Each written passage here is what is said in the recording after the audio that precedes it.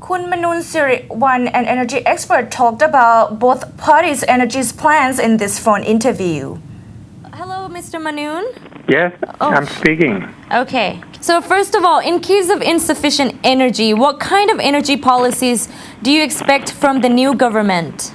I'd like to see the new government to create an energy reformation policy in order to reduce the dependability on fossil fuel and develop the infrastructure of the renewable energy in order to encourage more uses of this renewable energy in the future.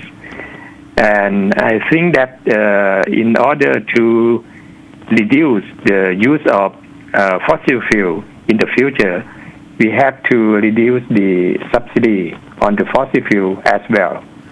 I see. Okay. In your opinion, how do the energy subsidy policies affect economic development in ASEAN region? I think the energy subsidy in the longer term will deteriorate the longer term economic competency of this region, because in longer term we will consume more energy and we will let the energy conservation in longer term, that will not let the people have the consumption of energy, because they will not aware about the actual cost of the energy, and the energy efficiency will not come to their mind. So therefore, I think the subsidy in longer term will not make the economic of this region more meaningful, right? What do you think about establishing an alternative energy by constructing nuclear power plants in Thailand? What do you think about that idea? I think it depends on the necessity of the nuclear power in Thailand, because right now it's still debatable between those people that still think that we still don't have enough, we still don't do enough on the demand side management, because we still have inefficient on power uses.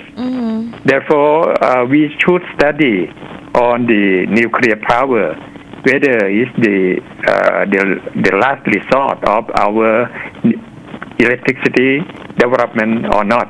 But anyway, I think that we should not delete it we should keep it as the last alternative for our electricity development. We should look into the other renewable energy and look into the demand side management first.